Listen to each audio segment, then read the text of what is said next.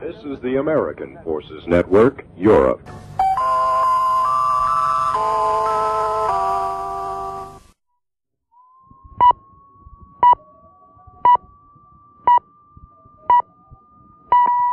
It's 11 o'clock in Central Europe. Astronauts Cernan and Schmidt prepare for their moonwalk.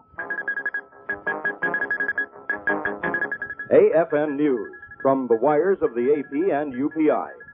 Good evening, this is Paul Macco reporting from Frankfurt. Astronauts Eugene Cernan and Harrison Schmidt, who may be the last two men to explore the moon in this decade, are making their final preparations for the first of three planned lunar explorations in the Apollo 17 mission.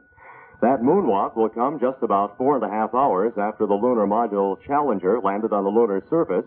CBS correspondent Reed Collins reports on the landing from New York. Moments after landing, Cernan and Schmidt got a chance to look at the Lorraine, where they'll remain for the next 75 hours. A sort of box canyon with block walls called massifs, a crater named Camelot, and a cliff or scarp out ahead of them. And they were impressed.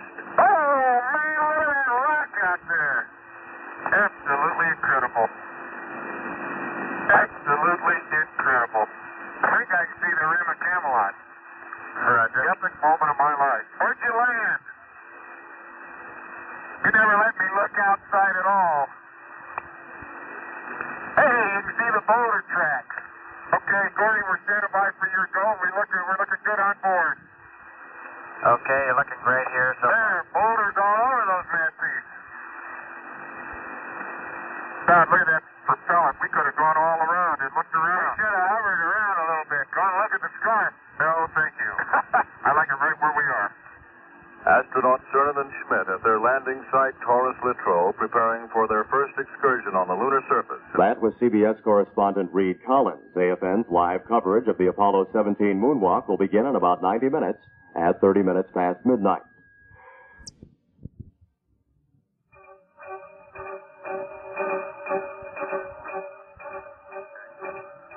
Good evening. Astronauts Cernan and Schmidt are running late. They had planned to begin depressurization of the lunar module's cabin at 6:33 Eastern Time. However, an excessive amount of talk once they were on the surface and difficulties in pinning down their exact location have put a crimp in the plans. They are perhaps as much as 20 to 30 minutes behind the scheduled time, which means they'll probably not get onto the surface of the moon, that is, get their feet on the surface of the moon until considerably past 7 o'clock. Presently, the men are working inside the ship, checking the backpacks, which furnish air, water, and communications during the surface work. Once they're sure everything's in good shape, they will then put on helmet and gloves, check communications again, and then literally let the air out of the lunar module. They'll do this by opening a valve in the front hatch of the module. Once the module's empty, they'll be able to open the door. Cernan will be the first man out. Schmidt should follow about 20 minutes later. After getting used to the surface, they'll take the lunar rover out of its compartment and unpack the science station. Let's listen to them and see where they are right now. Well, we were going to listen to them. They were talking. Apparently now they're into the helmet and glove donning part. They're putting on the helmets individually. Water today. They can say you discovered me. I'm water. Okay, let's turn the decent water off and let's stow this. Okay, water's going off. Decent water's off. Okay. Okay. They are still preparing the lunar module for the time when it will be shut down completely and evacuated of all air. Eric Engberg, what's first for them when they get onto the surface later this evening? Well, the first few hours on the moon surface are going to be about the busiest of the trip for the Apollo astronauts. This first EVA will last a total of 7 hours. It's one of 3 planned excursions on the moon surface.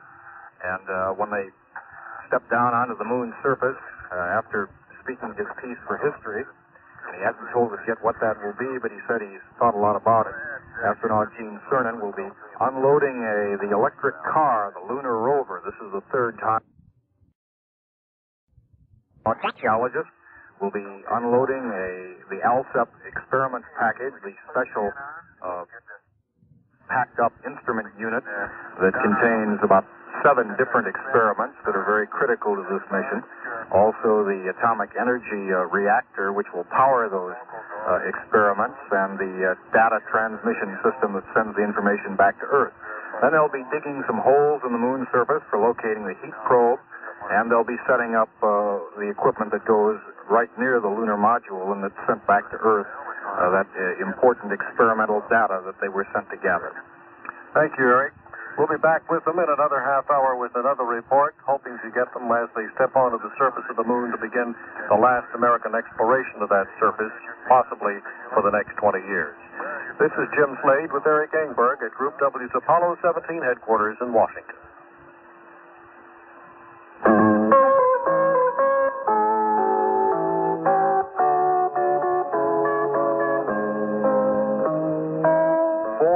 Americans are alcoholics.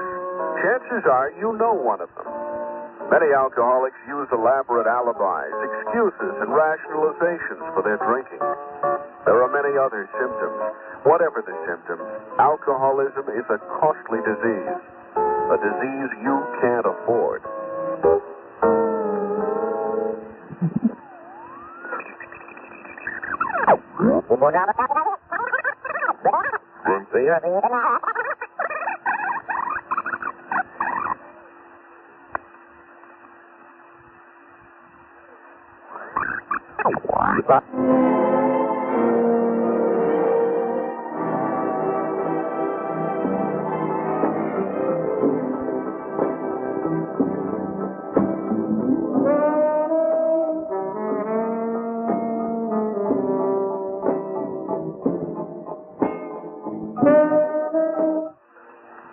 The moonwalk of the astronauts is running some moments behind time. We do not have the exact time that they will be departing the LEM and moving out onto the moon. However, we advise all stations that when that moment does occur and the various networks go with coverage of the event, we will depart from our normal programming and cover the action on the moon. Until then.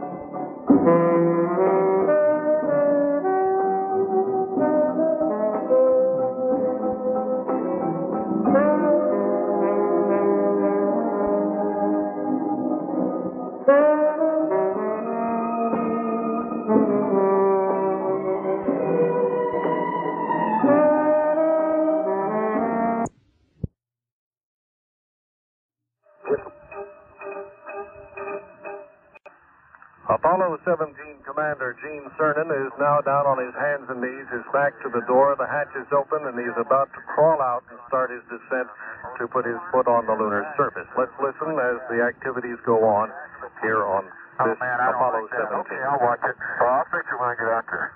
Okay. I'm still reading 4-0. Houston, Commander is on the porch. Challenger. Roger, we copy you, Commander, and your feed water pressure is looking much better now. You're probably getting cooler. He's outside on the front porch ready to get on the ladder. Okay, everything else look good to you? That's affirmative. Okay, Jack, I'm going to get the Mesa. Okay, and I'll have an EPB ready for you. He's pulling a lanyard which drops an equipment drawer on the side of the ship for their use when they get down on the surface. That's the Mesa. Oh, man. Deploy, Mesa. Okay. Get it going. Cernan ecstatic. Oh, man, he says. There she goes, man. Hey, there she is. Now there are work tables available. All the way down, looks like. Okay, adjust it. Oh, you want an ETB? Well, that's up to you. Yep. Good, Commander. I got it. Man, the pressure looks like it's starting to stabilize at 3.8. Pressure in his suit, that I don't know whether I'm getting cooler or not, but I feel pretty good. 3.8 pounds per square inch. Okay, we copy that. Two. Okay, we copy that. Cernan now on the ladder, ready to start down. Oh, Jack, I could swing it over the... won't be any problem. Over the struck.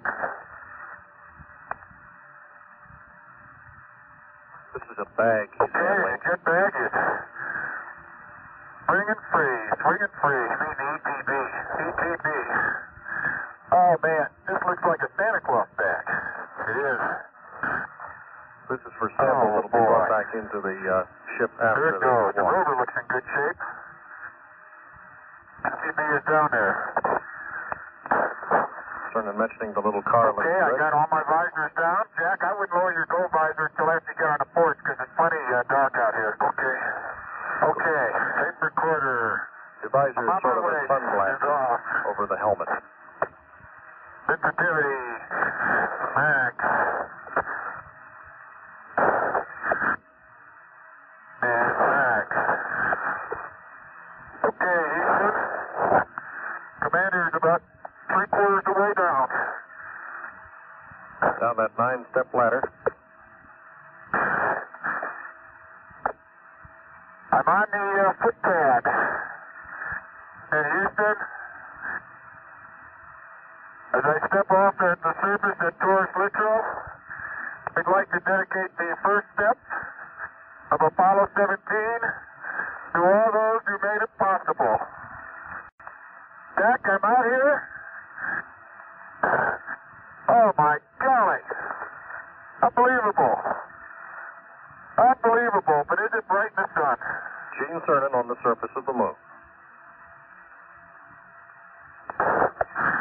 Okay. We landed in a very shallow depression. That's why we've got a slight pitch-up angle. Very shallow. Dinner plate like this. Cernan must now begin a walk-around inspection of his spacecraft. Geologist astronaut Jack Schmitt will join him on the surface momentarily. We'll come back for that. This is Jim Slade with Eric Engberg at Group W's Apollo 17 headquarters in Washington. We'll continue with our coverage of the flight of Apollo 17 in a moment. A really young lawyer who tonight faces an intricate legal question of hometown loyalty. Here it is, bull-headed old barrister. What? It says surplus military firearms of any description are prohibited entry. Yes, argumented the young advocate, but it also says not more than 3 long guns, rifles or shotguns of sporting type, and 1,000 rounds of ammo acquired abroad may be imported by servicemen without a permit. All other firearms and ammunition acquired abroad may be imported only under permit. So tell your friend Zeke to apply for a permit to bring that squirrel gun into the country. I told him. He won't do it. He's a hillbilly. So? So to get a permit to bring that gun in, you have to write the Alcohol, Tobacco, and Firearms Division of the Internal Revenue Service. And? He said he'd rather turn that gun into a fence post than have anything to do with the revenuers. Okay. But where overseas is he going to sell a squirrel gun that also makes corn liquor? Astronaut Cernan is now on the surface, Eric. The 11th American to reach the moon. And he said that he thought very hard about what words to speak when he reached the surface. And as I counted them down here, it was, I'd like to dedicate the first step of Apollo 17 to all those who made it possible. Simple, and yet I'm sure very meaningful to the men in mission control. Cernan is very concerned about the symbolic implications of this last flight and the patriotic implications as well. He's a deeply patriotic man, and the mission itself means a great deal to him. Jack Schmitt is about to start down the ladder momentarily. Let's go back and listen to them as they describe where they are. We didn't have an awful lot of dust on landing, but I could dig my foot in 8 or 10 inches, and I know we're at least that thick. There's a small little 1-meter crater right in front of us with a whole mess of glass right in the middle. Right in front of the base, as a matter of fact, right where we want to park the rover. Jack, you're looking good. Jack's on his way down now. Beautiful, This guys, is no small import also, the first professional scientist to set I'm going to take a quick look back. I think this is Poppy, and I can give you a real better idea where we are. There's been some question as to their precise Hey, Jack, don't lock it. I'm not going to lock it. We got to go back there. You lose the key and we're in trouble. Cernan telling Schmitt not to lock the door. Who said this place was smooth? Oh, boy. There's a lot of local depressions here I didn't figure existed. Hey, who's been tracking up my lower surface? That's Schmitt. Hey, Bob, I'm east of the limb now. I'm east of the limb, and And the back strut of the LEM is, well, the LEM straddles this crater I talked about, and that's where we get the pitch angle. The back strut is probably right down in the eastern one-third of that crater. Just a little, very subtle crater. Hey, man, you had some forward velocity. That's what I wanted to have.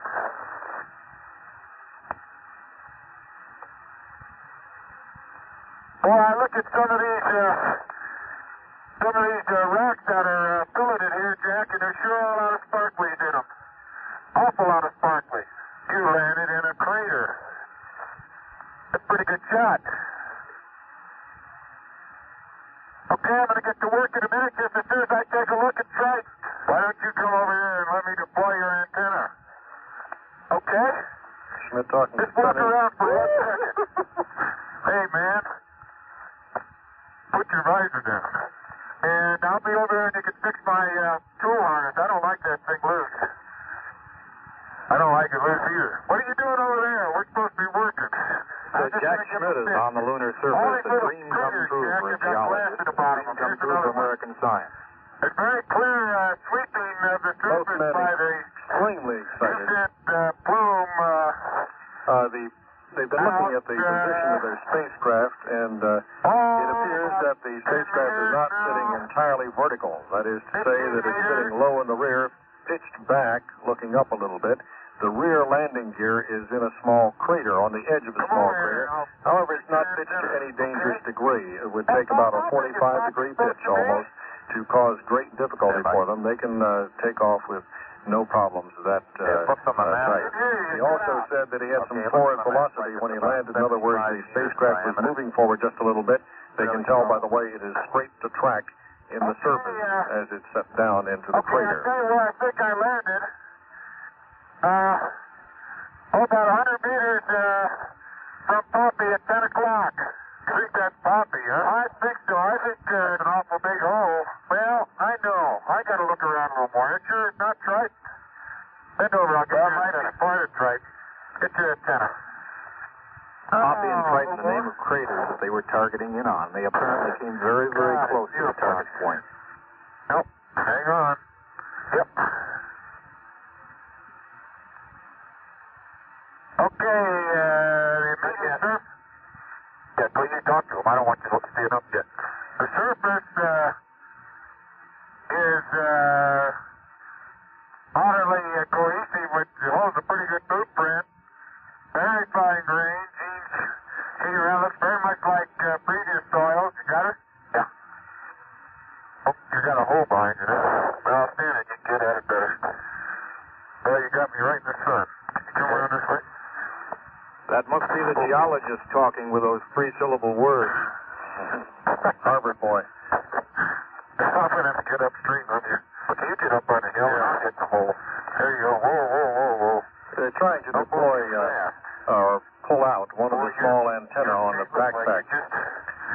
It's still down. Walked on them?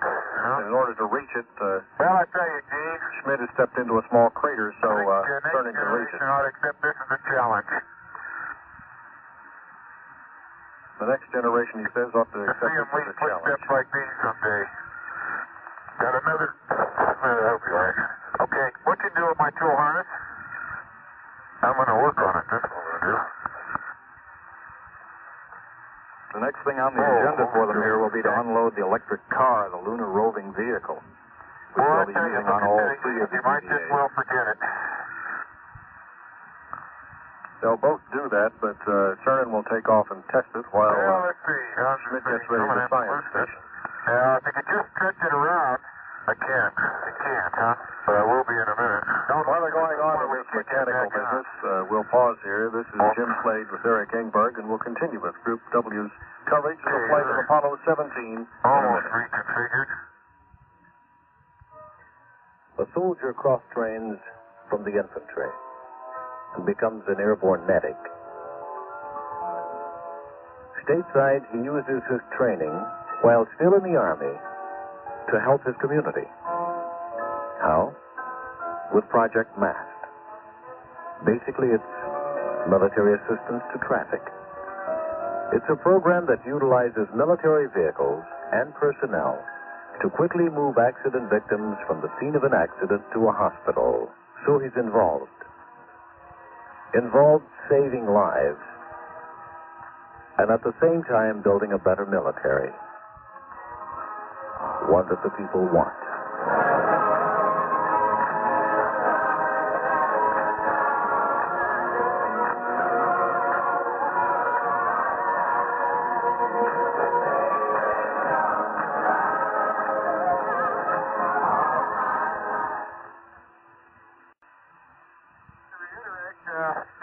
Astronauts Cernan and Schmidt now walking on the lunar surface, beginning to work around their lunar module, describing what they see. That are laying around here have been dusted and filleted with the dark mantle.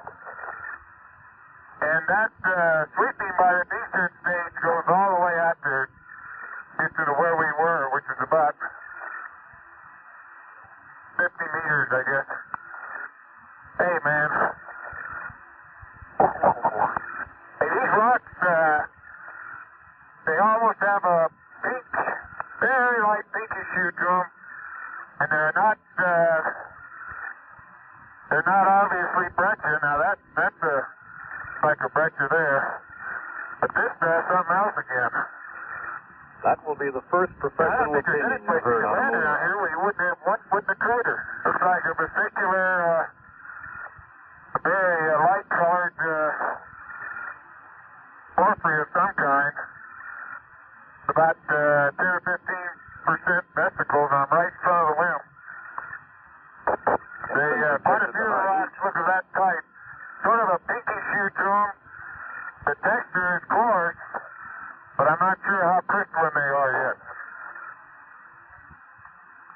The point is that the area where they're prospecting right now is to look for volcanic remains, looking for the ash that would have been spewed out and have covered this area, this taurus-littrow region, which would indicate to them that there had been volcanic activity as recently as 1 billion years ago, indicating that the moon is possibly went dormant much later than had been indicated earlier in their studies. It was originally thought that the moon had died, or not died, but had gone dormant, gone to sleep, something like 3 billion years ago.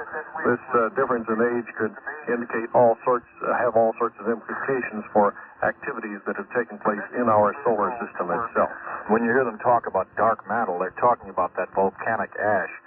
And the fact that this has been seen from Earth and has been seen on other Apollo flights is one of the reasons why they chose the taurus-littrow landing site, because it's believed to be an area where there was a great deal of volcanic activity. They're going to try to find out whether this whole part of the moon was born the same way the Earth was born, in the high heat of volcanic activity. And possibly sometime in the future they'll find out why it quit evolving as the Earth evolved, why it became stagnant and dormant in one spot in the evolution of the solar system itself. They are on the surface, they are safe, they're beginning to get the lunar rover ready. They're also beginning to turn toward the science equipment that will have to be taken out and installed during the course of this walk on the surface.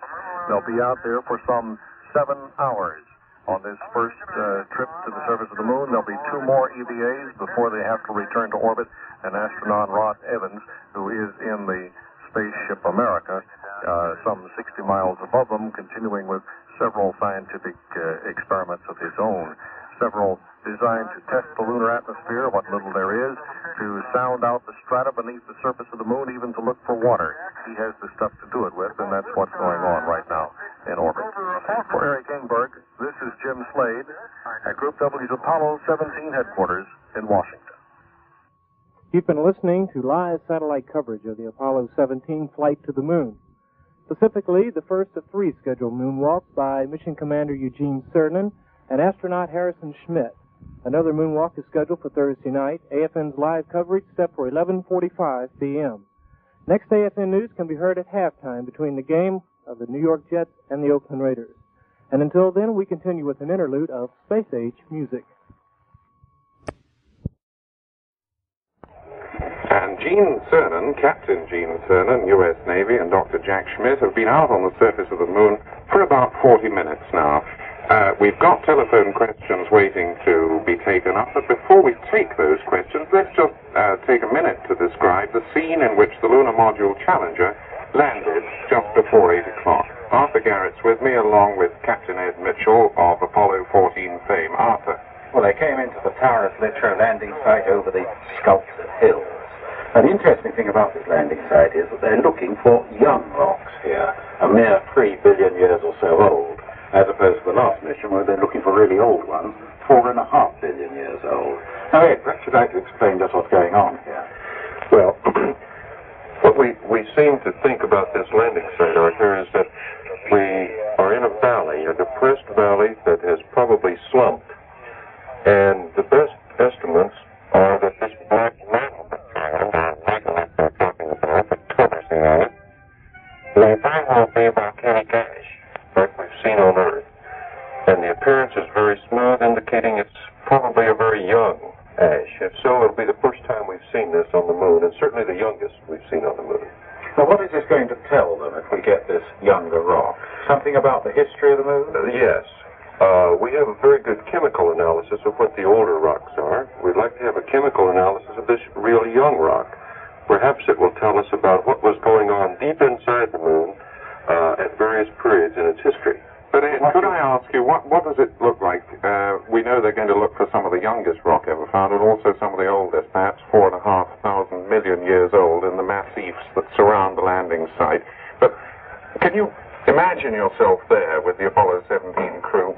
How would you describe it if you were talking now to Houston? Why, I think I would be describing it, not preempting what they're going to say, but looking around, we will see rising hills and mountains on all sides of us. To the north and to the south, these massifs. Rising up above us, we will see that we're in a very smooth valley on a plain. We will look back and we will be a little bit surprised at the cut between those peaks that we came through. We'll be looking over to our west, and we will see a cliff, which represents a fault running through this valley. We'll see that it is probably rougher than we initially expected, but undoubtedly smoother than any landing site we've been on before. So how would this compare with the landing site you went to at Fra Mauro? Well, it is more hilly. However, we did have some high hills close to us, but not anything like this. I think our landing site was more hummocky, probably more cratered than this. Now, just before we go into the first of our questions of this long-night session, let's have a snatch of the conversation from the surface of the moon. Mr. Gavros in the Mars Assault Suite.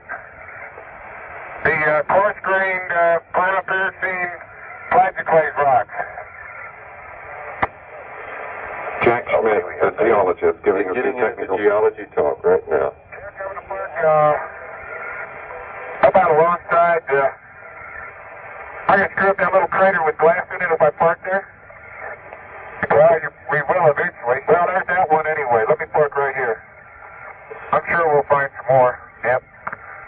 Now, it's interesting about glass in the craters. We only saw one crater with glass on our mission. What this means is that in the impact that made that crater, it fused and melted some of the material and turned it into glass. But they never did find diamonds as they thought they might, did they? Never found those yet. Okay, we have with us Larry Hodgson, who's been on these missions with us before very successfully. Larry's from the BBC's Foreign News Department. He's going to be master of ceremonies to field your questions to the team here in the studio. Larry. Vehicle, the little thing called the rover, has been turned on, and for the first time since this excursion began about an hour and 15 minutes ago, we can now see the astronauts at work on the surface of the moon.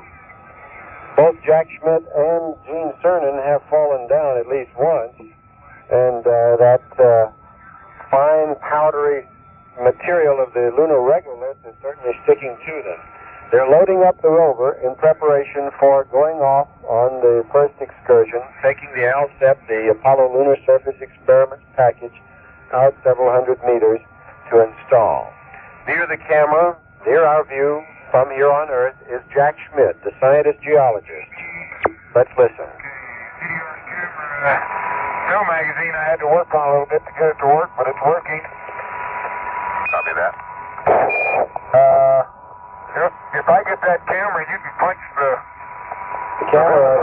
television camera is controlled remotely from the Earth, and it just follows the astronauts around because the man in mission control is sending commands. Yeah, but why don't when you go... TV cameras mounted on the rover and being powered by the lunar rover battery.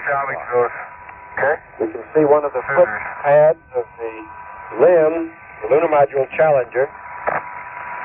There's the MESA, the equipment storage assembly. Okay. From which Schmidt has been taking all of the geological tools for sampling. Let's listen. Okay, we copy that.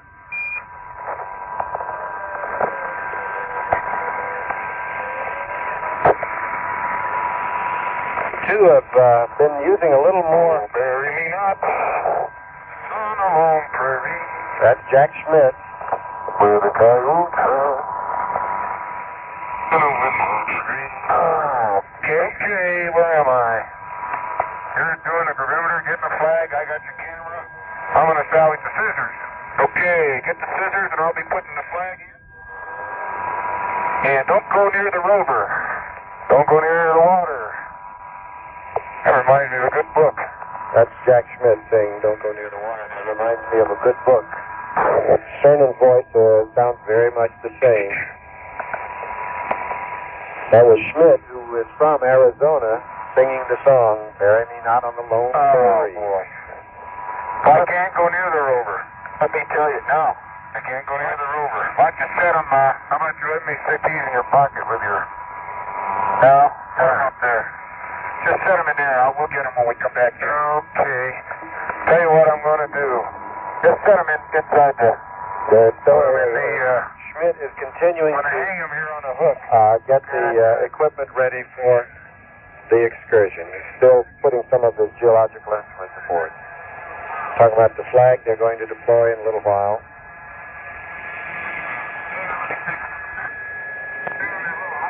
Right up in here where I'm going.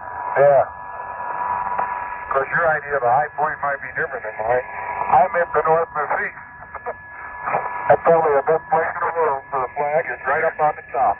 The Massif is the mountain to Hey, the let me north. come over and help you. The flag they're deploying is the flag that has been in the Mission Control Center here during past missions. Officer Rachel, since we got the minute. Yeah. Hey, you're in the edge of the crater, though. That's no test. Yeah, that's all right. Go right over here near your tire track. Yeah, this is the high point, right? That's good. Right there. The high point where they're pressing this flag staff into the surface is right on the edge of a little crater. Both men are standing on the rim of this small crater, pushing the staff down into the surface, pounding it in. That wasn't too bad. Gene Cernan's pounding it in now. Want to make sure it stands up. Cernan has a red strip on his arm, and on his leg, and on his helmet, so we can differentiate. Only for that one. No, it was still going. Yeah, but you ever see it vibrate like that? No, I've never put a flag up in the moon before. Oh! Pull that in. You have to get it down to my level. Tall guys are all alike. Wait, I'm not through. Since there's no wind to blow the flag, there's some support structure I just can't start it forward as fast as to hold the flag deployed, to hold it out straight. There's some stiffening material added to it. My hands are so dirty. This is an American flag, which you heard Jack Riley in Mission Control explain, has been flying in the Mission Control Center on previous missions. This particular maybe it'll, that's what looks like it's waving in a breeze. There. How about right there?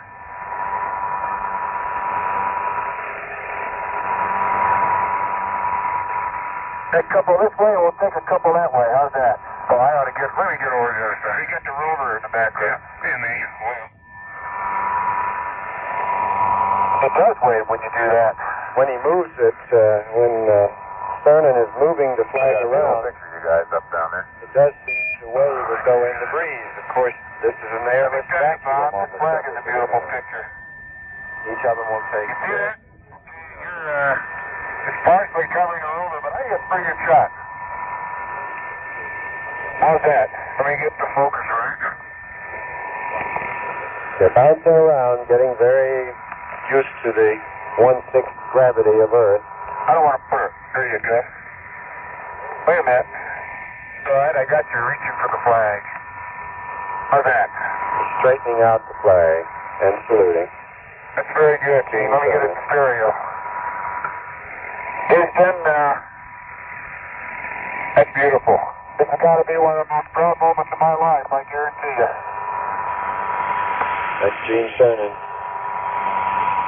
Let's get a close in one and we'll trade cameras. Houston, I don't know how many of you are aware of this, but this flag has flown in the Mocha since Apollo 11. Since Apollo 11, he says. And we very sadly deploy it on the moon to stay for as long as it can in honor of all those people who have worked so hard to put us here and put every other crew here and to make the country, United States and mankind, something different than it was.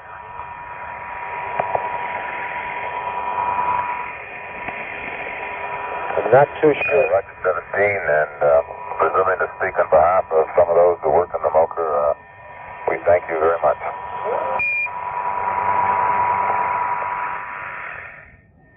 Can't be sure whether... Right where you were. Oh, step to the right. Can't be sure whether that was Cernan or right Smith. there.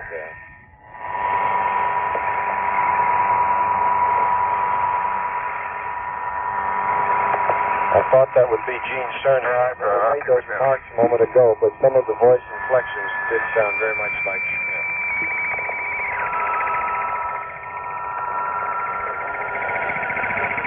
Now, Cernan is taking Schmidt's picture beside the American flag, which they will leave there on the moon, as you heard one of the men say. They've been flown in the Mission Control Center since Apollo 11. I want to get something here. And now will be left on the surface of the moon for posterity. I want to get the Earth. It could very well be there for millions of years. Flag in a staff on the surface in behalf of all mankind. Of course, they're very proud of the country which sent them, but all of these excursions are for all mankind. There is to be no territorial acquisition by any nation on the surface of the moon. That is by treaty among all nations. In just a few moments, the astronauts will continue loading up the lunar rover, the experiments package, which they'll deploy tonight, and begin to get ready for its years of activity. Then they'll pick up some rocks and do 2 more 7-hour excursions tomorrow and the next day. That's it from here at Mission Control for the moment. This is Rhett Turner. We'll be back in an hour. Flight of Apollo 17 will return at 2 hours 10 p.m.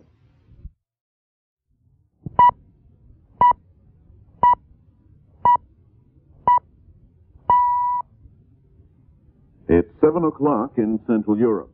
Apollo 17 moonwalk number 1 just about over. President 2 suggests temporary extendable truce in Vietnam.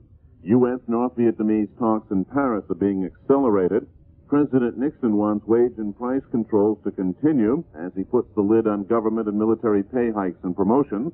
Harry Truman still in serious condition but able to talk with hospital attendants.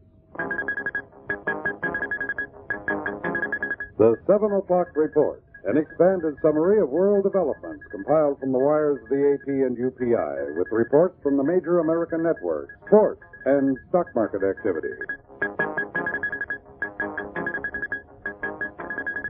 Good morning, this is Milt Fullerton reporting from Frankfurt. A pair of exuberant, joking, and sometimes clumsy astronauts have just about ended their first scientific excursion on the surface of the moon. Eugene Cernan and Harrison Jack Schmitt spent some 6 hours in all. In this, the first of 3 scheduled treks across the desolate lunar terrain. They set up an American flag, a color television camera, a scientific instrument package. They put together their moon roving vehicle, and then they proceeded to explore their immediate surroundings, collecting rock samples for the scientists back home.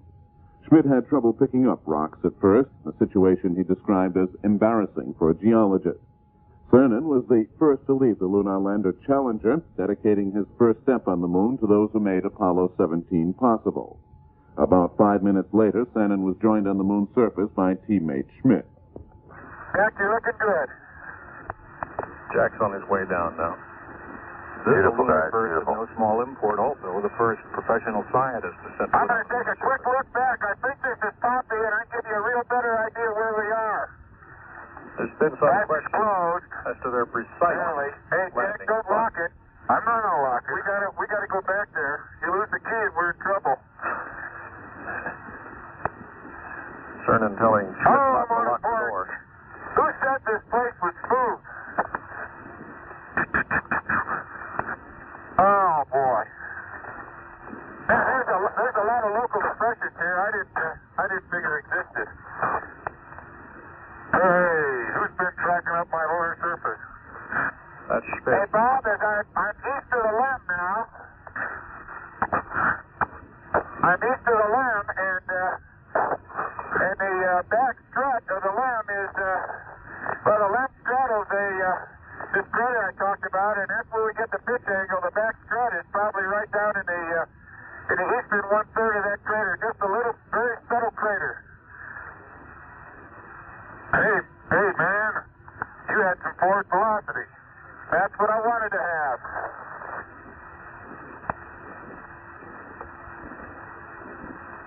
Boy, I look at some of these rocks that are filleted here, Jack, and there's sure a lot of sparklies in them. Awful lot of sparklies. You landed in a crater. That's a pretty good shot. Okay, I'm going to get to work in a minute just as soon as I take a look at Slade. Why don't you come over here and let me deploy your antenna? Okay? Schmidt talking Just to walk Cernan. around for 1 second. Hey, man. Put your visor down. And I'll be over there and you can fix my tool harness. I don't like that thing loose. I don't like it loose either. What are you doing over there? We're supposed to be working. Jack Schmidt is on the lunar surface. A dream come true for a geologist. A dream come true for American science. It's very clear sweeping of the surface by the extremely excited. plume. They've been looking at the position of their spacecraft, and it appears that the spacecraft is not sitting entirely vertical. That is to say that it's sitting low in the rear, pitched back, looking up a little bit. The rear landing gear is in a small crater, on the edge of a small crater. However, it's not pitched to any dangerous degree. It would take about a 45-degree pitch almost to cause great difficulty for them. They can take off with no problems of that type. He also said that he had some forward velocity when he landed. In other words, the spacecraft was moving forward just a little bit.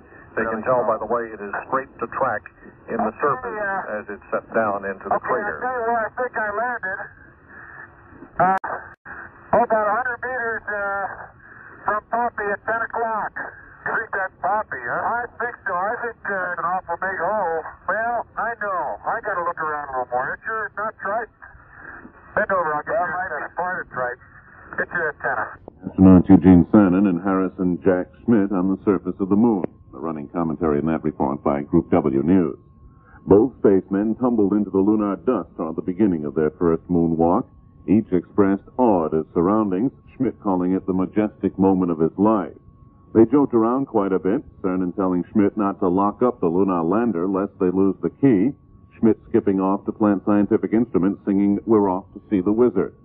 The two astronauts will begin resting around noon Central European time before preparing for another moonwalk and another moon drive shortly after 11 p.m. Central European time.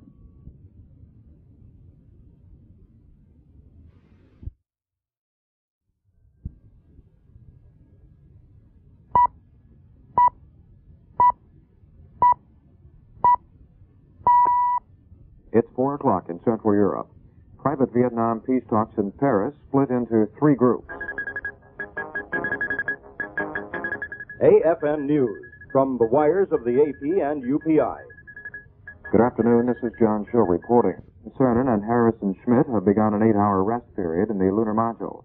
Ronald Evans, who began his rest period in the orbiting command ship several hours earlier, began his working day a few minutes ago. The two moonwalkers are scheduled for another 7 hours of surface exploration this evening. Cernan and Schmidt will use their electric car to explore the valley of taurus-littrow, where the lunar module made a near-perfect landing yesterday. They've already spent 7 hours exploring and setting up a sophisticated scientific camp.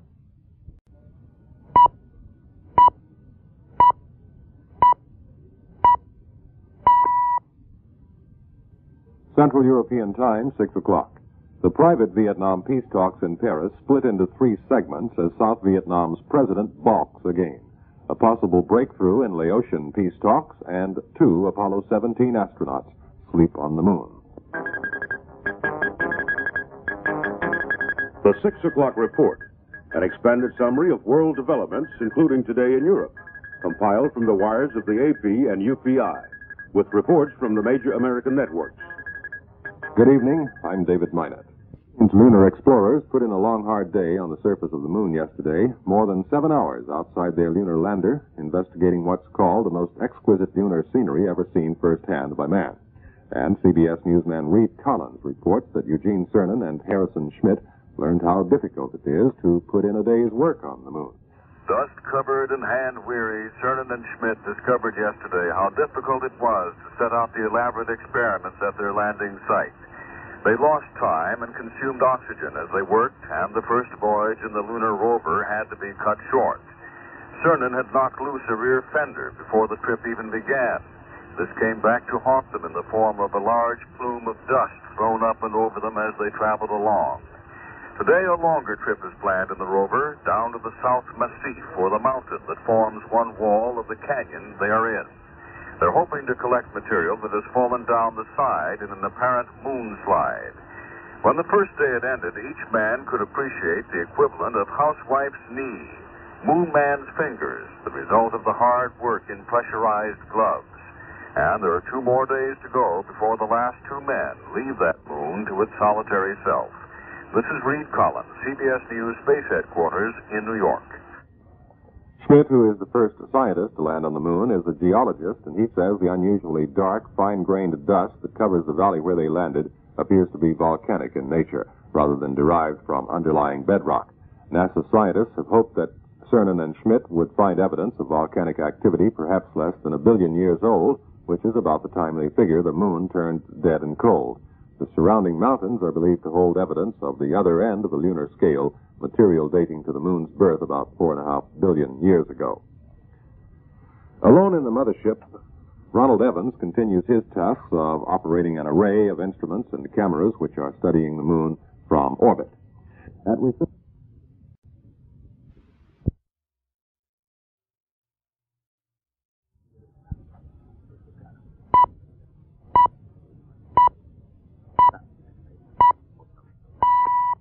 It's 11 o'clock in Central Europe.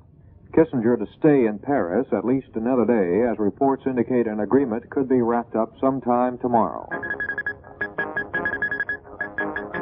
AFN News, from the wires of the AP and UPI. Good evening, this is John Shaw reporting. Eugene Cernan and Harrison Schmitt have awakened from their first sleep on the moon and are busy preparing for their next lunar excursion, due to begin in about an hour. The astronauts were given an extra hour's sleep after last night's grueling 7-hour moonwalk, and Schmitt, for one, appreciated it. He radioed Earth, "Good morning, it was great to get some extra rest." Mission Control says the astronauts are now exactly 1 hour behind schedule. One of their first tasks, once back on the moon's surface, will be to do some repairs on their lunar rover. They have to replace the right rear fender, which fell off last night and left them exposed to a shower of lunar dust.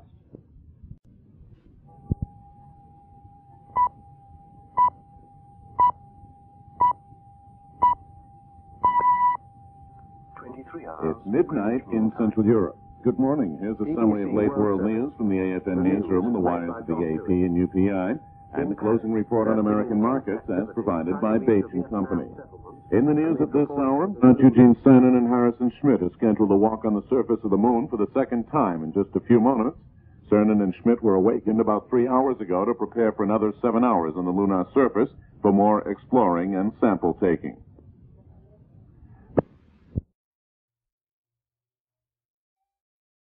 20. I'll tell you right now, we're listening to Gene Cernan and Jack Schmidt as they're getting their spacesuits correctly tightened up and pressurized.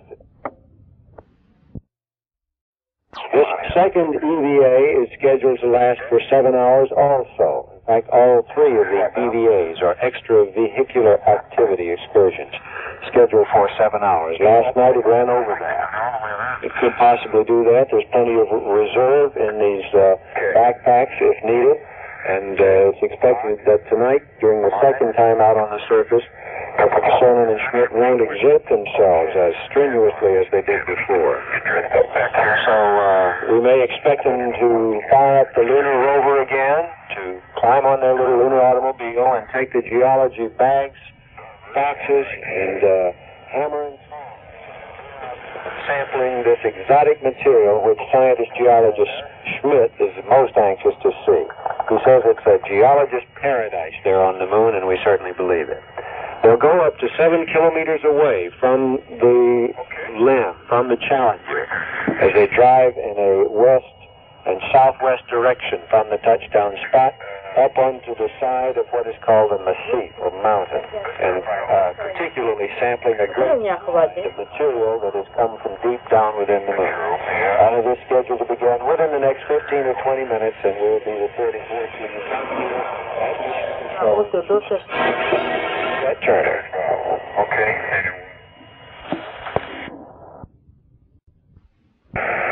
Lunar module. Before climbing out, Cernan should be outside on the surface in the next 5 minutes. That's better. Okay, knocked it off. Okay, I'm out of the way now. If you can move your left leg. Okay, I got an O2 flag, and it's cleared. That's an oxygen flag. Pressure's 4.6. The pressure's okay. Okay, Houston, if you're happy, this is Cernan. CDR is going to get out. CDR is going to get out. Roger, we're happy, Gino. That's Cernan saying, if you're happy with the way everything looks, CDR, the commander, is going to climb out. And he has to get out on his hands and knees and back out this hatch. Back out onto what's called the front porch, and then lower himself down a ladder. And you're still scraping your just a little bit. Just get your buttons down there. That's good. Yes, and Schmidt there is helping him get down low enough so that he doesn't scrape the backpack on the top of the hatch. Your donning strap. Okay. You mentioned your donning straps. That is nice, by the way, Jack. Now, when they get out on the surface this time, and the EVA, the activity clock begins when the depressurization drops to as low as 5 pounds per square inch there in the 3.5 pounds per square inch, that is, in the spacecraft cabin. That was 4 minutes ago. And the countdown clock on those portable life support systems on the back pack has begun. The clock has begun, and it counts down 7 hours. Last night during the first excursion, they ran over 7 hours. In fact, it went up to 7 hours and 10 minutes. And Gene Cernan still had about 20% of his oxygen left. So even though 7 hours is scheduled for these excursions before they're safely back inside the cocoon of the lunar module, there is plenty of reserve. Look at something here.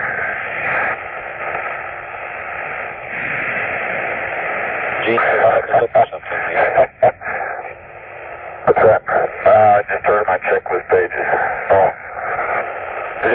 He has on his left arm a small book, plastic coated, which has a number of pages he can flip very easily, and this is called his checklist book. And he carries this around with him. It's just attached firmly to the left sleeve on the outside of the spacesuit, so that as the astronaut proceeds through the whole 7 hours, he can go through the checklist of what he's supposed to be doing and when he's supposed to. Go back to another one of his own flights there, Gemini 9. The legacy of Gemini. Decal. The principal activity for this excursion is to be geological, and there's the professional on board waiting to climb out, Dr. Harrison Schmidt, better known to us all as Jack. The scientist geologist who's also an astronaut who, during this last mission to the moon, has been putting his training to use. He's helped all the other astronauts in learning how to be geologists, as a matter of fact. Primarily space pilots. What happened to the static? Did we lose Houston? We read you loud and clear. Oh, Houston. Signal is very clear. Oh, you must have switched to, I don't know. Okay, I'm going down the ladder. Yes, sir. All the noise is gone. That's very good. Because all the noise is gone, yeah. The signal is quite clear. Godspeed to crew of Apollo 17. I think I'll read that every time I come down the ladder. Okay, all the figure breakers are verified. Noise is back. Okay, my visor is coming down. Quality lights are off. We're not going to use the camera. Okay, I get to get out. That's Schmidt. Okay, you stood on this fine Tuesday evening. As I step out onto the plains of taurus-littrow, Apollo 17 is ready to go to work. So Cernan stepping out onto the plains of taurus-littrow, and he says Apollo 17 is ready to go to work. Nothing, Yeah, the first thing I'll do is give you a TGE. We turn it on. Then you want a reading? There he is. That's Gene Cernan. His first words, second time out, anything but profound. Apollo 17's ready to go to work. 262-207. That's 222-262-207. Roger, we copy that, Gene. Schmidt will be right behind him. And then they will put their geological sampling tools, the tongs, the hammer, the rock boxes, the documentation bags, the cameras, one each Hasselblad still photo camera on the front of the spacesuit so that the astronauts can take pictures very easily and conveniently. The camera just stays on a harness mounted right on the chest. And then they will go about some really serious geological sampling for the next 6 hours and 50 minutes. Let's listen. Schmidt says the door is closed. He's out on the porch, ready to come down the ladder. Okay, power switch is internal. I'm in mode 3. The crew blankets are open 100%. AGC is 40 plus. This is Cernan talking about the rover. And power is about 1.8. Okay. Temp is about 1.6 or 1.4. And we have a good picture there, Gino. Thank you. Gene's just turned on the power on the already, rover. He's reading off the instrument systems, and there comes the TV picture. A little bit. Okay, I got you tweaked right in the middle. Just tweak you up a little bit. Tweak, he means getting the antenna pointed right toward Earth and getting the power measurements right where they're supposed to be. The television camera, color TV camera, mounted on the little lunar automobile has now come on, and we're getting a picture of the camera pointed back down toward the commander's seat. We can see what would be called the steering wheel in an automobile, but it's just a great lever in the rover. You want to hang on to the rover? Oh, yeah, well, okay. I think it's easier. I'm lost, so get mine now. I'm in a hole. The camera's being operated by remote control from here in mission control, so that the astronauts can go about their duties, and the big eye from Earth can keep an eye on them. Shades of 1984, George Orwell. Okay. Big eye is watching, fellas. They're very glad to have it there. The engineers are part of the team. You know, this is one thing that the astronauts have commented again and again upon, is this feeling of teamwork. The thing that gives them greater confidence in all seriousness as they go about their activity on the moon. And that is the fact that the men in mission control are there to keep an eye on them, help make sure all of their instruments are running properly, and through telemetry data back from the moon, all of the complex systems in the backpack and the limb on the rover are being monitored from right here. Temperature is 80. We can see, it looks like Jack Smith there. Blanket. Copy 80 on the set. Gene Cernan popped up Schmidt transmitting antenna. We're getting a loud and clear bit of communication from Schmidt now. You know what happened? The Velcro came unbonded. That's why those don't hold down. We probably ought to get a piece of tape on those. So they've got it set and it's going to get dusty. They're going to do some work. Blanket, there's no Velcro left to hold the set blankets down, Bob. Okay, I copy that, Jack. He's talking about the surface electrical properties experiment. There's a receiver. There's a receiver here on the rover, and as they drive around all over the surface of the moon, they will make measurements, make readings on this receiver from a transmitter that's sending radio waves down into the moon and bouncing back. And he also has a portable gravimeter to take measurements with ever so often to see how much gravity there is, how much gravity waves influence different portions of this traverse. Schmidt's gone back over by the limb. He's going to try to get something to blanket the set surface electrical properties experiment. That's Jack Schmidt with the equipment transfer bag. An equipment transfer bag. You'll hear them call that an ETB. Just put in bed. I'm done on that. You'll be glad to hear this. We got 7. Gyro measurements 70 and 92. on the control panel over. Yes, sir.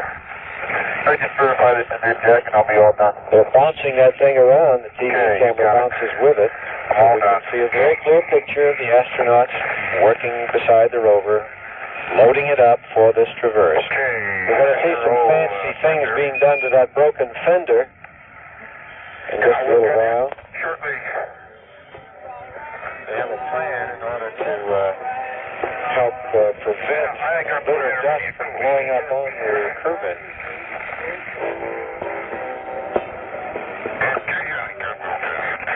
One tap of coal. See if it's working. And it's working. And back to intermediate.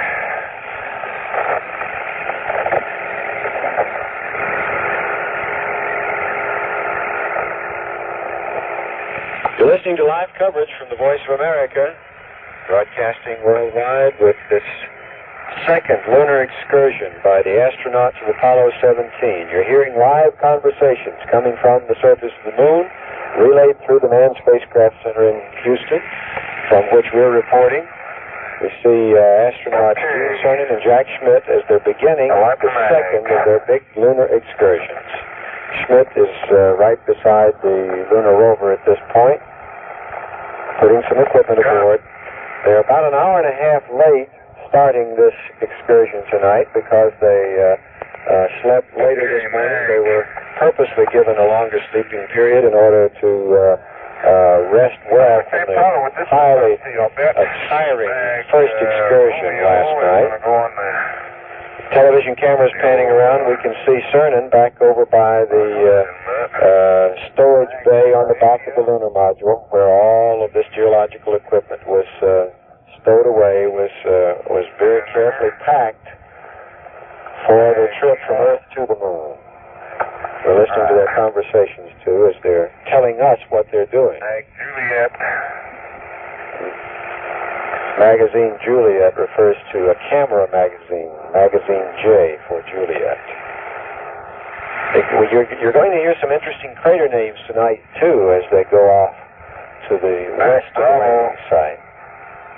You'll hear names such as Bronte, Delta, Wagner, Nemo, Candide, okay, Bob, the SRC Horatio, Camelot.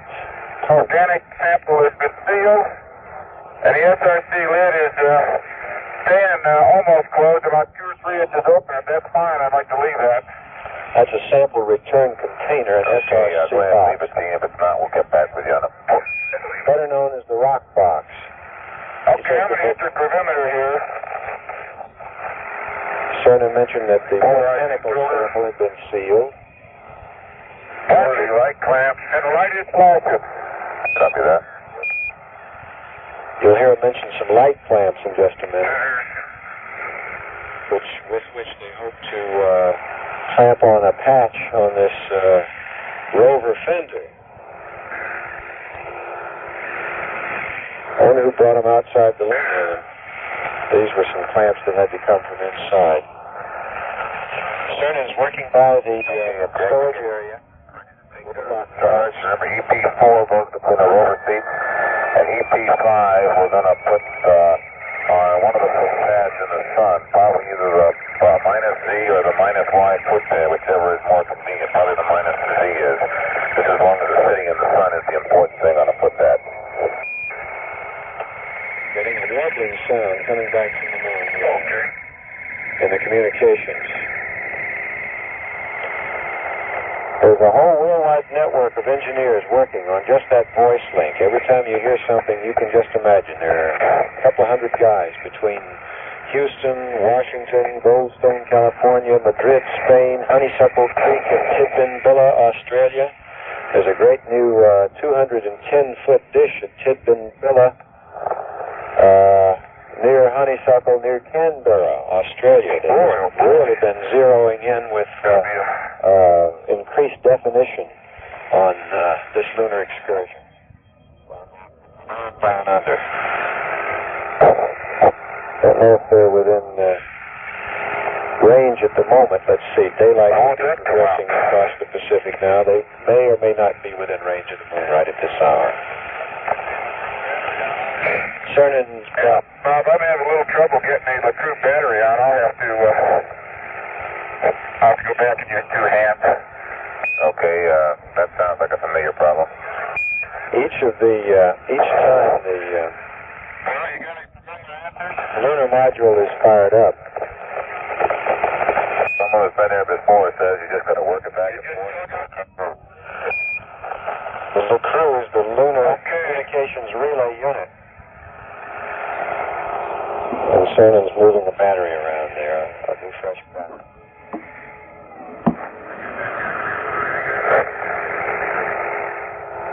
I guess that jack I can work. This television picture, in order to be presented, the explosive in those charges is hexanitrostillbeam, or HNS. Now we know. Hexanitrostillbeam. Pliable, semi-solid.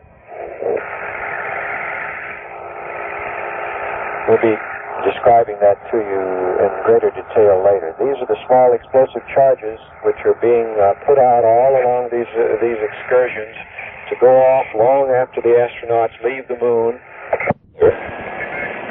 and with some clamps that are used to hold some portable lights inside the lunar module. These clamps are expendable if they should come loose, but it's expected they'll bring them back when the EVAs are finished. And then this plastic piece of paraphernalia clamped on should deflect the dust so that the astronauts and the delicate instruments on the lunar module are protected. We've been bringing you this first report of the second lunar excursion by astronauts Gene Cernan and Jack Schmitt as they move about on the surface of the moon at the taurus-littrow landing site. You're listening to live conversations coming from the moon as it happens, as we're reporting it to you from here in Mission Control. This is Rhett Turner at the Manned Spacecraft Center in Houston. We'll be reporting more later.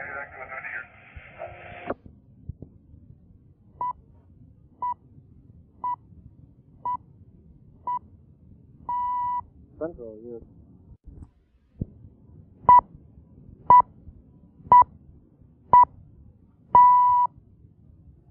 It's 7 o'clock in Central Europe. New speculation of imminent Vietnam truce agreement, Apollo 17 astronauts about to end moonwalk number 2, gun battles rock Northern Ireland as Catholic politicians discuss the situation with British leaders, Israel suggests two-level negotiations with Egypt, first on a partial settlement, then on a permanent agreement. The 7 o'clock report, an expanded summary of world developments compiled from the wires of the AP and UPI, with reports from the major American networks, sports, and stock market activity. Good morning, this is Milt Fullerton reporting from Frankfurt. Astronauts Eugene Cernan and Harrison Schmitt, joking and clowning as they work, have repaired their moon rover vehicle and have driven to the site of a lunar avalanche. There, they picked up samples of rocks which may turn out to be the oldest ever seen, samples which could unlock some of the secrets regarding the moon's origin. During a Monday excursion, their first of the current mission, Cernan and Schmitt gathered some of the youngest moon rocks ever found. They, too, used some heavy, unneeded cardboard pages from a book of maps today to fashion a new fender for their moon rover. The original one fell off when Schmitt hit it accidentally with a geology hammer during Monday's moonwalk. The two spacemen are to enter the Lunar Lander Challenger soon for some rest before beginning their third and final lunar venture tomorrow. Then they'll return to moon orbit to rejoin command ship pilot Ronald Evans for the flight home, a Pacific splashdown set for December 19th.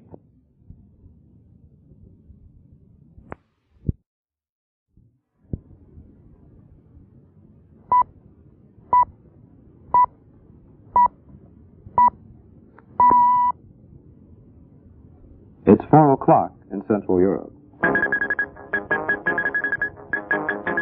AFN News from the wires of the AP and UPI.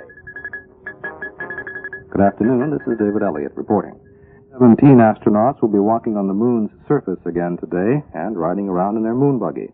With details, here's UPI News at Cape Kennedy. Apollo 17 crewmen Jack Schmitt and Gene Cernan have explored areas to the south and southwest of their moon landing site in the first two rides on the surface. Today's trip will be to the northeast, into an area of probable volcanic ash and along the base of the North Massif, which rises a mile above the valley floor. They'll look at what geologists call sculptured hills. It's believed the material on the taurus-littrow valley floor is younger, maybe 1 billion years old. The higher mountains and hills are thought to be older, possibly dating to the moon's violent formation over 4.5 billion years ago. The last planned moon walk by Americans will again last about 7 hours. They'll be a little over 2 miles from the LEM, always within walking distance in the unlikely event the rover should break down. This is Maury Trumbull at Cape Kennedy.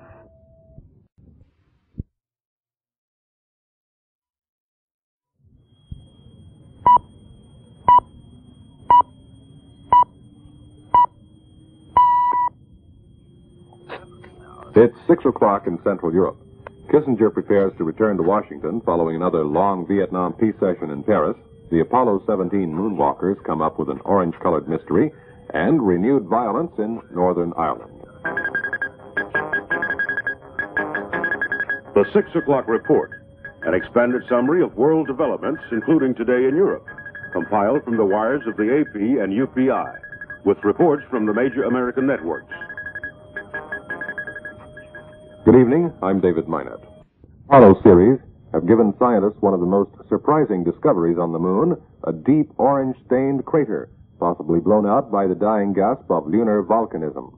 An Apollo geologist in Houston said the orange color most likely is the result of iron in the lunar soil rusted by water vapor escaping from the vent. CBS News reports that more moon experiments will continue today, the final full day on the lunar surface. On this last day of lunar exploration, Eugene Cernan and Harrison Schmitt are scheduled to drive north to the massif or mountain that forms the northern edge of the canyon they've been exploring. With their rover, they will work back eastward to convoluted areas they call the sculptured hills. There are a couple of surface experiments near the LEM which don't seem to be working properly, and it's likely they'll be asked to troubleshoot these some more.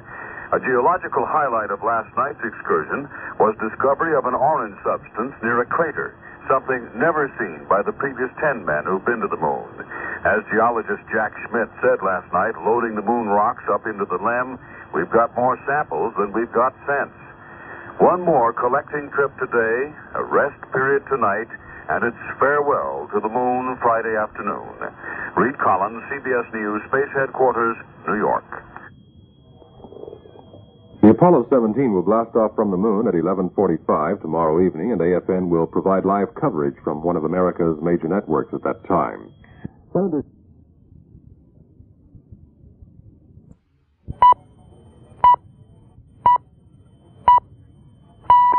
Central European Time is 7 o'clock. Henry Kissinger to return to Washington at 9 p.m.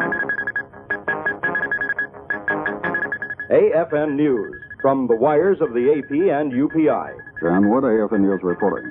Astronauts Eugene Cernan and Harrison Schmitt are to make one more 7-hour excursion. Both returned to the Moonship Challenger this morning after spending 7 hours and 37 minutes on the outside. One of the most important discoveries was a deep orange stain probably was blown out in the dying gasp of a lunar volcano. ABC News reports from Cape Kennedy that even if Cernan and Schmitt bring nothing at all from their third and final lunar excursion today, they already have accomplished more than any of their predecessors. The $25 billion Apollo moon program has at last paid off. Apollo 17 has found more pure science on the evolution of the solar system than anything in the history of mankind. Astrogeologists Jack Schmitt and Gene Cernan have discovered evidence that the moon did still have volcanoes long after it started to cool in space and become scarred by meteors. Astronaut Ron Evans in America confirms the Schmitt-Cernan findings with his own sighting and photography of 3 more volcanic fields on the moon. Apollo 17 soil and rock samples, surface and mapping pictures, radar soundings, and heat flow data may yet confirm the theory that the moon started forming in a manner similar to Mother Earth. Merrill Muller, ABC, Apollo News Center.